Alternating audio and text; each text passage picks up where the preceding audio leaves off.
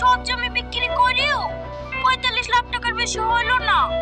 Hello বন্ধুরা, শেষ পর্যন্ত টনি আর সালমার কি হতে চলেছে তা জানতে চাইলে না টেনে সম্পূর্ণ ভিডিওটি দেখতে থাকুন।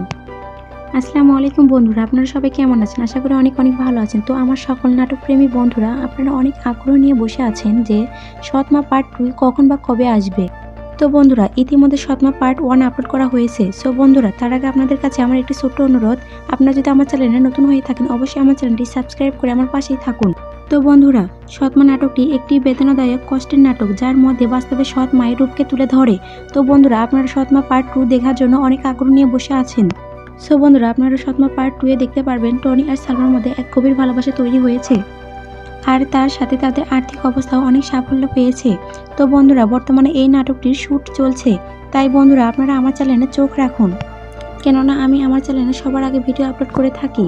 তো বন্ধুরা, আপনাদের আবারও বলে রাখি, আপনারা যদি আমার চ্যানেলে নতুন হয়ে থাকেন তাহলে অবশ্যই আমার চ্যানেলটি সাবস্ক্রাইব করে আমার পাশেই থাকুন, আর বেশি বেশি করে আপনার বন্ধুদের মাঝে শেয়ার করুন। ধন্যবাদ বন্ধুরা, পরবর্তী ভিডিওটি দেখার জন্য আমন্ত্রণ রইল।